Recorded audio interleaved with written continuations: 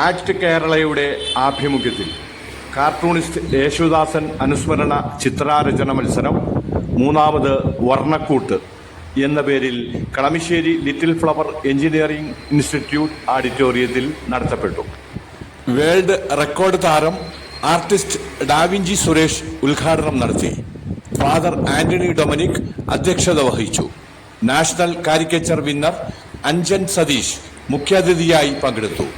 Act Kerala chairman Joshy George Yesudasan അനുസ്മരണം നടത്തി.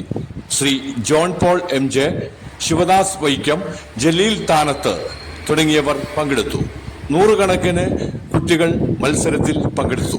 Arts, culture and theatre of Kerala ACT കേരളയുടെ മൂന്നാമത് ഡ്രോയിങ് കോമ്പറ്റീഷനാണ് ഇന്നിവിടെ നടക്കുന്നത്.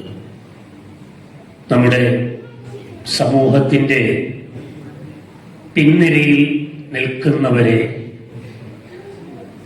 കൃത്യമായിട്ടും കഴിവും യോഗ്യതകളും ഒക്കെ ഉണ്ടായിട്ടും അംഗീകരിക്കപ്പെടാതെയോ സാഹചര്യങ്ങളുടെ പ്രലോഭനങ്ങൾ കൊണ്ടോ സമൂഹത്തിന്റെ പിൻനിരയിൽ നിൽക്കുന്ന ആളുകൾക്ക്, വേദികൾ നഷ്ടപ്പെട്ടവർക്ക് വേദി ഉണ്ടാക്കി അവരെ സമൂഹത്തിന്റെ മുന്നിലേക്ക് കൊണ്ടുവരുന്നതിന് വേണ്ടിയാണ് ആക്ട് കേരള രൂപീകരിച്ചതും നിലകൊണ്ടതും.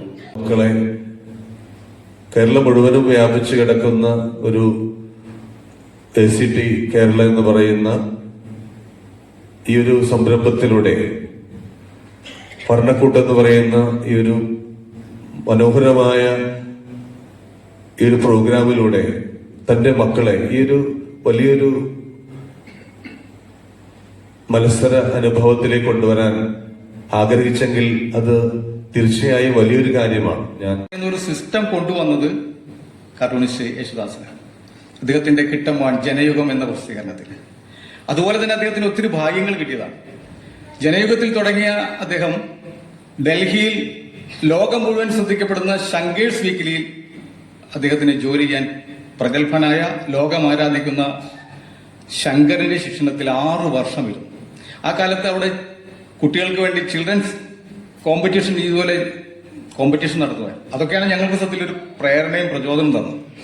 അതുപോലെ തന്നെ സിനിമാ രംഗത്ത് ഏറ്റവും വ്യത്യസ്തമായ കട്ട് എന്നൊരു പ്രസിദ്ധീകരണം കൊണ്ടു. പിന്നെ അതിനുശേഷം അദ്ദേഹം തന്നെ ടക് എന്ന് മറ്റൊരു പ്രസിദ്ധീകരണം കൊണ്ടുവന്നു. ഇതെല്ലാം 3-4 ലക്കം കഴിഞ്ഞപ്പോൾ ലക്ഷങ്ങളിലേക്ക് കോപ്പി പ്രിന്റിംഗ് ഒക്കെ കൊണ്ടുവന്ന അതുല്യനായ ഒരു കാർട്ടൂൺ വരയ്ക്കുക മാത്രമല്ല, അതുപോലെ തന്നെ മനോഹരമായി ഹാസ്യം എഴുതാനും കഴിയുന്നു. അങ്ങനെ എഴുത്തും വരയും ഉള്ള ആളുകൾ വളരെ കുറച്ചേ ഉണ്ടായിരുന്നു.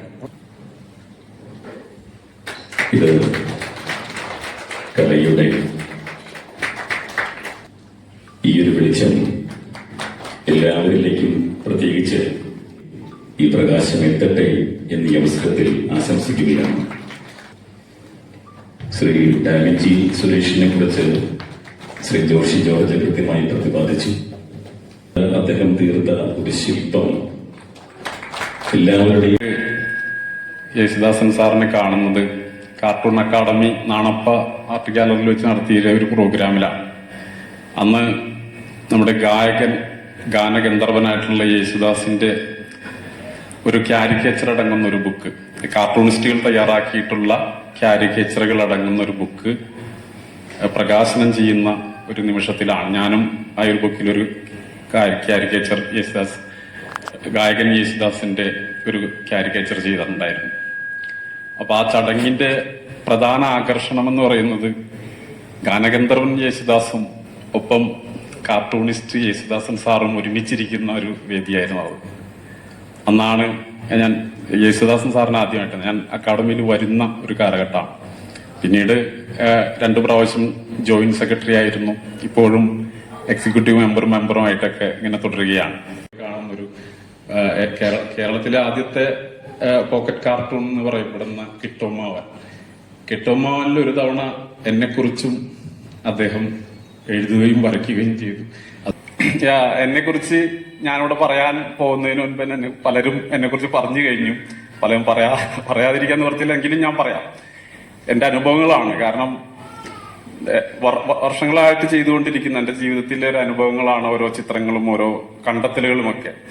ഈ 100 മീഡിയം ചെയ്യണം എന്നുള്ളത് എന്റെ ഒരു ലക്ഷ്യമാണ്, ഒരു കലാകാരന്റെ ലക്ഷ്യമാണ്. ഒന്നും റെക്കോർഡിനൊന്നും വേണ്ടിയിട്ടല്ല ഇവിടെ.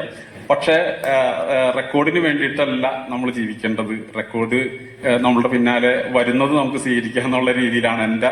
പക്ഷെ റെക്കോർഡ് ഒരു അച്ചീവ്മെന്റ് ആണ്, ഇല്ല എല്ലാ എന്ന് പറയുന്നില്ല. കാരണം അടയാളപ്പെടുത്തലാണ് റെക്കോർഡുകൾ എന്ന് പറയുന്നത്.